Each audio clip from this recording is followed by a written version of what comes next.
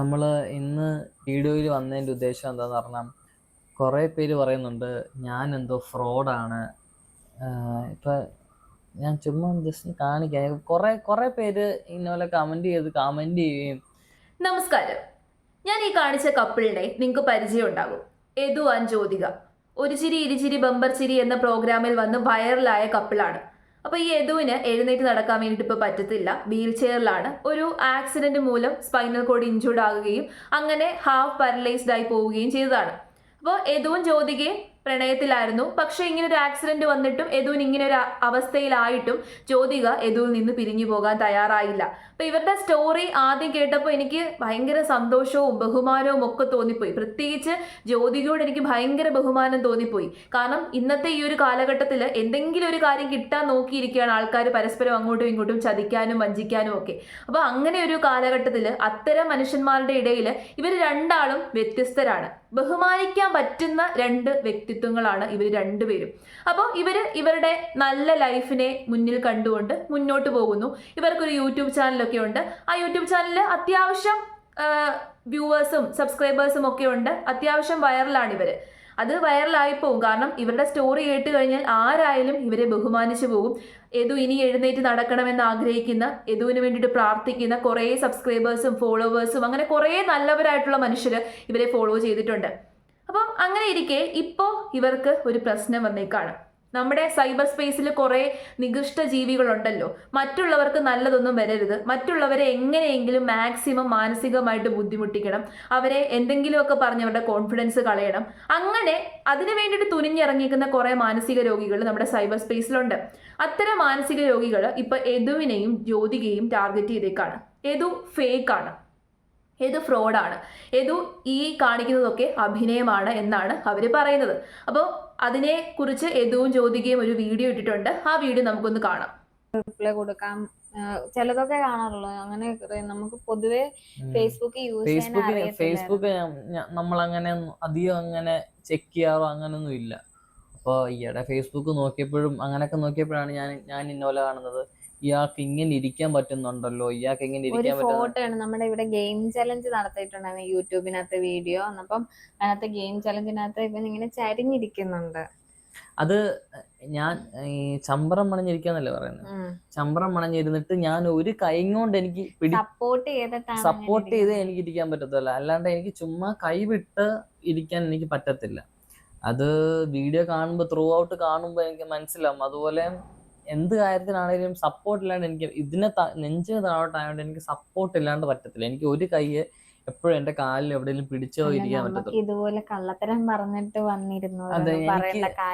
അതെ, കുറെ പേര് ഇപ്പൊ ഇങ്ങനെ പറഞ്ഞോണ്ട് അത് എനിക്ക് എന്തോ ഒരു ഭയങ്കര ഹേർട്ട് ആവുന്ന ഒരു സംഭവമായിപ്പോയി. എനിക്ക് കള്ളത്തരം പറഞ്ഞോണ്ട് എനിക്ക് ഇങ്ങനെ ചെയ്യേണ്ട കാര്യം എന്തുവാ? അതിന്റെ ആവശ്യമൊന്നുമില്ല. സ്പൈനൽ കോഡ് ഇഞ്ചുറി പേഷ്യൻസിന് എനിക്കൊന്ന് കൂടുതൽ അറിയാൻ പറ്റും. ഇത് റിയാക്ഷൻ, ഇത് ഞാൻ കാണുന്നത് ഇങ്ങനെ ഒരു കമന്റ്സിന്റെ കാര്യം ഞാൻ കാണുന്നത് തന്നെ ഇതിനകത്തൊരു റിയാക്ഷൻ വീഡിയോ ഫേസ്ബുക്കിനകത്ത് ഇട്ടത് ഇങ്ങനെ നോക്കിയപ്പോഴാണ്. ഇതേപോലെ എനിക്ക് 2-3 പേര് അയച്ചു തന്നു, ഇതൊന്ന് നോക്കിക്കേ എന്നൊക്കെ പറഞ്ഞുകൊണ്ട്. അങ്ങനെ നോക്കിയപ്പോഴാണ് ഇതുപോലെ ഇത് കണ്ടത്.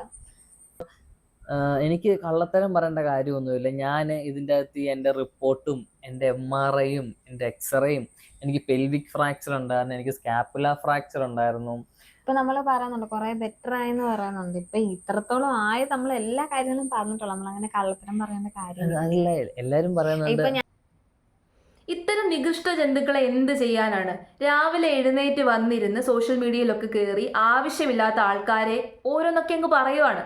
ആരെങ്കിലും ഒക്കെ ടാർഗറ്റ് ചെയ്യും, എന്നിട്ട് അവരെ മാനസികമായിട്ട് തളർത്തും, അവരെ ഇൻസെക്യൂർ ആക്കും, അവരെ ഓരോന്നൊക്കെ പറയും, അവർക്കെതിരെ കുറെ ഫേക്ക് ആയിട്ടുള്ള ആരോപണങ്ങൾ അങ്ങ് പടച്ചുവിടും. ഇതാണ് ഇവരുടെ സ്ഥിരം പരിപാടി. ഇവർക്കൊന്നും വേറെ പണിയൊന്നും ഇല്ലെന്നാണ് തോന്നുന്നത്. മറ്റേ സുജിത് ഭക്തന്റെ കേസിൽ നമ്മൾ കണ്ടതാണ്. അത്യാവശ്യം നല്ല ബുദ്ധിയും വിവരവും ഒക്കെ ഉള്ള വ്യക്തികളാണ് ഇങ്ങനെ നടക്കുന്നത്. ഇതിങ്ങനെയുള്ള കാര്യങ്ങളെക്കുറിച്ചൊക്കെ നല്ല നോളേജ് ഉള്ള ആൾക്കാർ, ഇന്റർനെറ്റിനെ കുറിച്ചും സോഷ്യൽ മീഡിയയെ കുറിച്ചും ഒക്കെ നല്ല നോളേജ് ഉള്ള ആൾക്കാരാണ് ഇതുപോലെയുള്ള മാനസിക രോഗികളായിട്ട് മാറുന്നത്. അപ്പൊ എനിക്ക് ആദ്യം യദുവിനോടും ജ്യോതികയോടുമാണ് പറയാനുള്ളത്. ലൈഫിൽ ഏറ്റവും അൺപ്രിഡിക്റ്റഡ് ആയിട്ടുള്ള, അൺഎക്സ്പെക്റ്റഡ് ആയിട്ടുള്ള, പേടിപ്പെടുത്തുന്ന ഒരു കാര്യം, ഒരു സിറ്റുവേഷനെ ഒന്നിച്ച് അതിജീവിച്ച് വന്നവരാണ്. അതിനെക്കാട്ടി വലിയൊരു അതിജീവനം വേറെ ഇല്ല. അപ്പം അത്രയും വലിയൊരു സിറ്റുവേഷനിൽ തളരാതെ ഒന്നിച്ച് മുന്നേറി വന്നവരാണ്. ഇപ്പോൾ നല്ല രീതിയിൽ ജീവിക്കുന്നു. അപ്പോൾ അതുകൊണ്ട് തന്നെ ഇത്തരം കാര്യങ്ങളുടെ മുമ്പിൽ ഒരു കാരണവശാലും തളർന്നു പോകാൻ വേണ്ടിയിട്ട് പാടില്ല. ഇതുപോലുള്ള മാനസിക രോഗികൾ ഇനിയും നിങ്ങളുടെ ജീവിതത്തിലേക്ക് കടന്നു വരും. ഓരോ അനാവശ്യമായിട്ടുള്ള കാര്യങ്ങൾ പടച്ചുവിടും. അവരൊക്കെ അങ്ങനെ പറഞ്ഞോട്ടെ, അതൊന്നും മൈൻഡ് ചെയ്യണ്ട, അതൊന്നും കാര്യമാക്കണ്ട. അതൊക്കെ കാര്യമാക്കി അതിനെക്കുറിച്ച് ആലോചിച്ചിരുന്നു കഴിഞ്ഞ് നിങ്ങൾക്ക് കോൺഫിഡൻസോട് കൂടിയിട്ട് മുന്നോട്ട് പോകാൻ വേണ്ടിയിട്ട് പറ്റത്തില്ല. പ്രത്യേകിച്ച് ഈ സോഷ്യൽ മീഡിയ ഫീൽഡിൽ ഒരു കാരണവശാലും നമുക്ക് മുന്നോട്ട് പോകാൻ വേണ്ടിയിട്ട് പാടില്ല.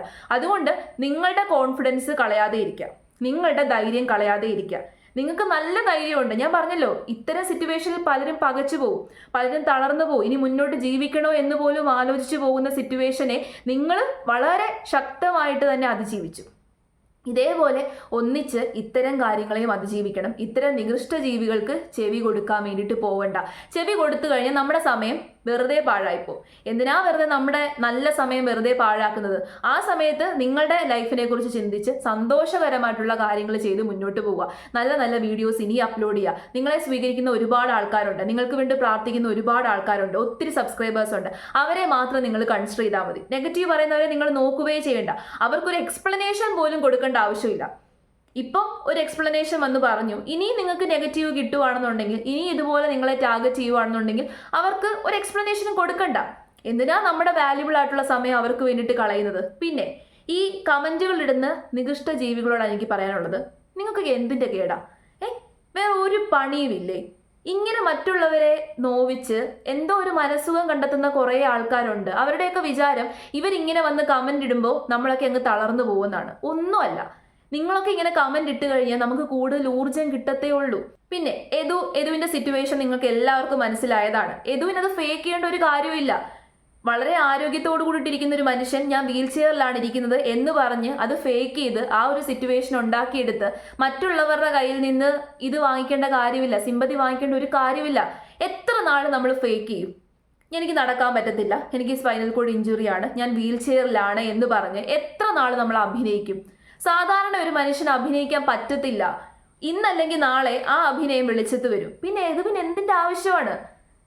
അവർ രണ്ടുപേരും നോർമൽ ആയിട്ട് ഇരിക്കുകയാണെന്നുണ്ടെങ്കിൽ, നോർമൽ എന്ന് ഉദ്ദേശിച്ചത് എതുവിന് അങ്ങനെ ഒരു വയ്യാഴികയില്ല, അവര് ഇപ്പം എഴുന്നേറ്റ് നടക്കുന്ന ഒരു വ്യക്തിയാണ് എതു എന്ന് വിചാരിക്കുക. അവരൊരു യൂട്യൂബ് ചാനൽ തുടങ്ങിയെന്ന് വെച്ചാലും അവർക്ക് റീച്ച് കിട്ടും. ചിലപ്പോൾ ഇച്ചിരി താമസം എടുക്കുമായിരിക്കും, അവർക്ക് റീച്ച് കിട്ടും, അവർ സന്തോഷമായിട്ട് മുന്നോട്ട് ജീവിക്കും. ഇപ്പോൾ എതുവിനത് വയ്യാത്തത് കൊണ്ടാണ്. അത് അഭിനയിക്കേണ്ട കാര്യമൊന്നുമില്ല. ഒരു ചിരി ഇരുചിരി ബമ്പർ ചിരി എന്ന് പറയുന്നൊരു പ്രോഗ്രാമിൽ വന്നതാണ്. അങ്ങനെ ഒരു പ്രോഗ്രാമിലേക്ക് അവർക്ക് വരണമെന്നുണ്ടെങ്കിൽ അവർ അഭിനയിക്കുവാണെന്നുണ്ടെങ്കിൽ വരാൻ പറ്റുമോ? വരാൻ പറ്റത്തില്ല. പിന്നെ ഈ ഒരു സിറ്റുവേഷൻ എന്ന് പറഞ്ഞു കഴിഞ്ഞാൽ ഒരിക്കലും ഫൈനൽ അല്ല. എതുവിന് ചിലപ്പോൾ എഴുന്നേറ്റ് നടക്കാൻ പറ്റിയേക്കാം. ഡോക്ടർമാരെ വിധി എഴുതും, എഴുന്നേറ്റ് നടക്കാൻ പറ്റത്തില്ല. അത് ഡോക്ടർമാർക്ക് മെഡിക്കൽ നോളേജ് മാത്രമാണുള്ളത്. മെഡിസിൻ്റെ മാക്സിമം കാര്യങ്ങൾ, ഒരു മെഡിക്കൽ നോളേജിനുള്ളിൽ നിന്നുള്ള മാക്സിമം കാര്യങ്ങൾ ഡോക്ടർമാർ നമുക്ക് വേണ്ടിയിട്ട് ചെയ്തു തരും. പക്ഷേ ബാക്കി കാര്യങ്ങൾ ചിലപ്പോൾ മിറാക്കിളിന് വിട്ടുകൊടുക്കുകയാണ്. ഇങ്ങനെ വീൽ ചെയറിലായിപ്പോയ എത്രയോ ആൾക്കാർ എഴുന്നേറ്റിട്ടുണ്ട്, അവരുടെ സിറ്റുവേഷൻ എത്രയോ മെച്ചപ്പെട്ടിട്ടുണ്ട്. അങ്ങനെയൊക്കെ ഉണ്ടാകും. മരുന്നിനും മന്ത്രത്തിനും ഒക്കെ കഴിയാത്തതിനും ഒക്കെ അപ്പുറം കുറേ മിറാക്കിൾസ് നമ്മുടെ ജീവിതത്തിൽ ഉണ്ടാകും. അങ്ങനെ ഒരു മിറാക്കിൾ എതുവിൻ്റെ ജീവിതത്തിലും ഉണ്ടാവട്ടെ. നാളെ ഇപ്പൊ എതുവിന്റെ ജീവിതത്തിൽ അങ്ങനെ ഒരു മിറാക്കിൾ ഉണ്ടായെന്ന് വിചാരിക്കുക, എതു എഴുന്നേറ്റ് നടന്നു തന്നെ വിചാരിക്കുക. അങ്ങനെ വിചാരിച്ചു കഴിയുമ്പോഴും കുറെ ആൾക്കാർ വരും, എതു ഇത്ര നാളും ഫേക്ക് ചെയ്യുമായിരുന്നു, ഇത്ര നാളും കള്ളം പറയുമായിരുന്നു എന്ന് പറഞ്ഞു വരും. പക്ഷേ ഞാൻ പറയുന്നത്, അങ്ങനെ കള്ളം പറഞ്ഞ് വീൽ ചെയറിൽ ഇരിക്കേണ്ട കാര്യം ഒരു ആരോഗ്യമുള്ളൊരു മനുഷ്യനില്ല. അങ്ങനെ ഒരാളും അങ്ങനെ നമ്മുടെ ലൈഫിന്റെ സിറ്റുവേഷനെ കുറിച്ച് അങ്ങനെ കള്ളം പറയത്തില്ല. പ്രത്യേകിച്ച് ഒരു രോഗത്തെക്കുറിച്ചോ നമ്മുടെ ശരീരത്തിനെ കുറിച്ചോ അങ്ങനെ കള്ളം പറയത്തില്ല. വേറെ എന്തൊക്കെ കാര്യങ്ങളുണ്ട് അങ്ങനെ കള്ളം പറഞ്ഞ് നേടാനാണെന്നുണ്ടെങ്കിൽ? ഇങ്ങനെ ഒരു കാര്യം കള്ളം പറയുമെന്ന് എനിക്ക് തോന്നുന്നില്ല. എതുവിൻ്റെ വീഡിയോയിൽ തന്നെയുണ്ട്, ഒരുപാട് കാര്യങ്ങൾ അയാൾ എക്സ്പ്ലെയിൻ ചെയ്തിട്ടുണ്ട്. അയാളുടെ റിപ്പോർട്ടിനെ കുറിച്ചും അങ്ങനത്തെ എല്ലാ കാര്യങ്ങളെക്കുറിച്ചും ഡീറ്റെയിൽ ആയിട്ട് അവർ എക്സ്പ്ലെയിൻ ചെയ്ത് വീഡിയോ ഇട്ടിട്ടുണ്ട്. ആ വീഡിയോ ഒക്കെ പോയി കണ്ടു നോക്ക്.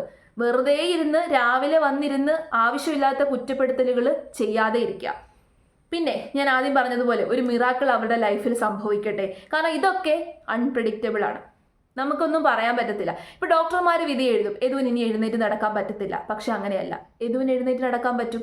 എതുവിന് നല്ലൊരു മൈൻഡ് സെറ്റാണ് ഉള്ളതെന്നുണ്ടെങ്കിൽ, ജ്യോതികയുടെ support life long throughout ഉണ്ടെന്നുണ്ടെങ്കിൽ ഉറപ്പായിട്ടും എതുവിന് എഴുന്നേറ്റ് നടക്കാൻ വേണ്ടിയിട്ട് പറ്റും. ഒരു മിറാക്കിൾ അവരുടെ ലൈഫിൽ ഉണ്ടാവട്ടെ. അവരെ വളരെ സന്തോഷത്തോടു കൂടിയിട്ട് ഹാപ്പി ആയിട്ട് ഇതേപോലെ കുറേ നാൾ അവർക്ക് ജീവിക്കാൻ പറ്റട്ടെ.